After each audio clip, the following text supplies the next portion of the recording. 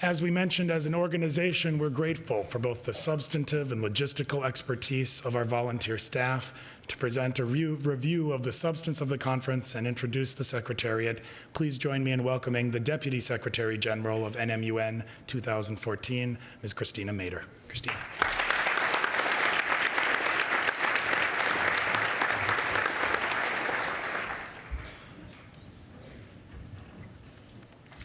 Thank you, Michael.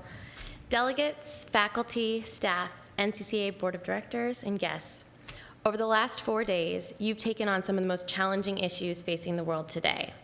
From passionately debating the link between disarmament and development to negotiating text that will advance public health in conflict-affected situations, the work of this conference is impressive in both its depth and scope.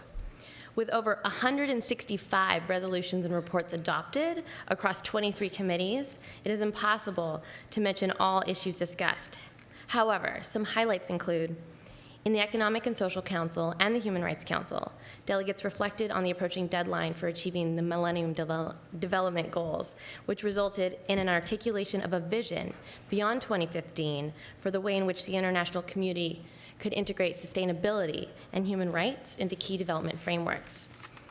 States parties to the Chemical Weapons Convention developed strategies for best practice in information sharing, disposal and storage, and cooperation in pursuit of universality of the convention in the OPCW. Delegates deliberated on the effects of climate change on all aspects of our lives and the implications for energy production, food security, and migration. Women's rights and gender equality were mainstreamed throughout the conference, but particularly were discussed in General Assembly 3rd Committee and the Commission on the Status of Women. The Security Council and Peacebuilding Commission responded to the crises in Syria, the Central African Republic, West Africa, and Ukraine. And finally, UNAIDS, the World Health Organization, and the United Nations Population Fund adopted conclusions which sought to ensure issues such as mental health, funding for HIV/AIDS, treatment, and disability were priorities at the international level. It is clear that you took our theme to heart. Equality, inclusion, and a rights-based approach to development and security were at the core of the work produced by many of your committees. I hope you feel inspired and stirred to action by not only the issues you've debated, but also the people you've met and worked with. Thank you for your creativity and enthusiasm, your passion, commitment, and all your hard work this week. Congratulations to all of you.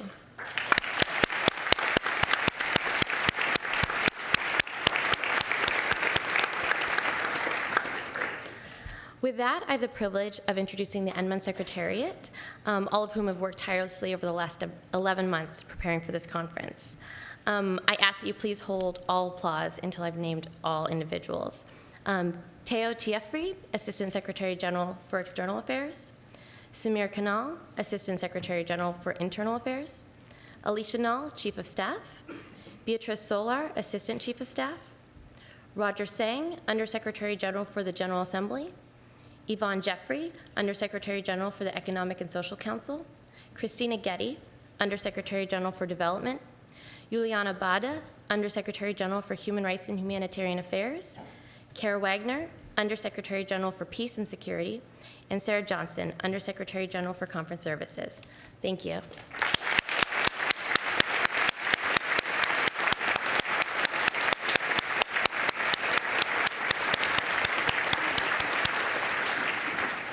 And also at this time, I invite the volunteer staff, who were your directors and assistant directors in committee all week, to stand so that they can also be recognized.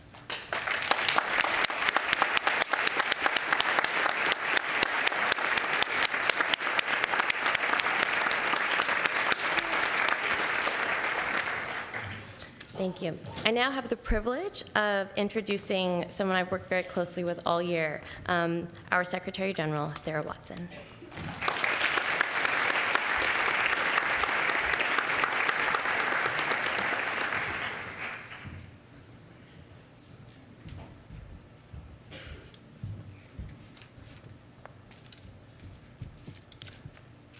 Thank you, Kristina.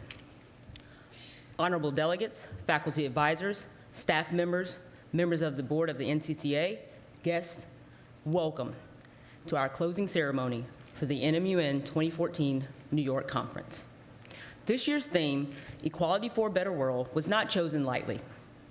It was not simply constructed just to serve as a conference theme that could only be applied to this week and then discarded or forgotten, but rather it was chosen with the intention to promote self-reflection, to get you to be inspired, to be more inclusive and think more inclusively about the world that is developing around you.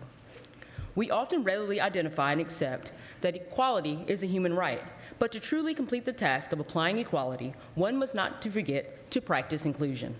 The act of inclusion requires one to actively fight against intolerance, embracing people irrespective of their difference, and employ methods geared to eliminate discrimination. Thus, if we wish to see measurable change in the world that is waiting beyond these walls, we must all take up the burden of removing the boundaries that separate us. If we take into account the spirit of inclusion, it leads us to accept that though on the surface we're all different, we're all the same. Therefore, all of us in this room should feel empowered to know that it is not charters, resolutions, or reports that will resolve the issues of exclusion, but rather our own words and actions. As I reflect on our efforts to apply the standard of equality for a better world during this past week, you will agree that there were some challenges, but those challenges we defeated. We were able to rise above them and persevere. As each of you worked tirelessly on your respective topics, I was encouraged by the simulations and the simultaneous efforts of those who were practicing inclusion. It was refreshing to see diverse caucus groups engaging in discussion and at times passionate debate with one another. With what we have practiced this week, I am optimistic that when you've arrived home, that you will continue to view the world through the lens of equality and practice inclusion.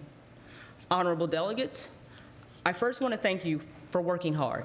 Each of you in this room deserve a round of applause. Each of you worked so hard to apply the standard of equality throughout this week, and it actually humbles me to stand here in front of you. You guys worked through some intense challenges, and you were able to succeed. At this moment, as we stand here and reflect on the end of this conference, and it's coming to an end, I'm excited to share something with you that has changed my life. This experience that you went through this week does not have to end. I wish and I encourage each of you to come back and apply for staff. It is an enriching experience that you will never forget. Look at the people to my right, the NMUN volunteer staff. This team of people worked so hard. They stayed up late, and they've done things that are just beyond amazement. And I would like to give them a special round of applause.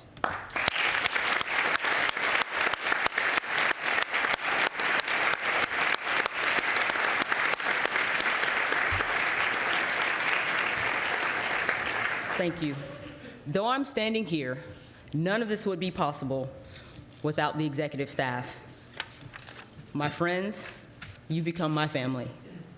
And the effort and time and dedication that you have shown this week and throughout this year, I'm forever in your debt, and it will never be forgotten. Kristina, Teo, Samir, Alicia, Beatrice, Roger, Yvonne, Kristina Getty, Juliana, Kara, Sarah, you are an amazing team, and I encourage you with the people that are sitting here before you that you do come back and will be staffers again. You guys have become my family, a family set for one goal, creating an inclusive delegate experience for all of you today and for the years to come.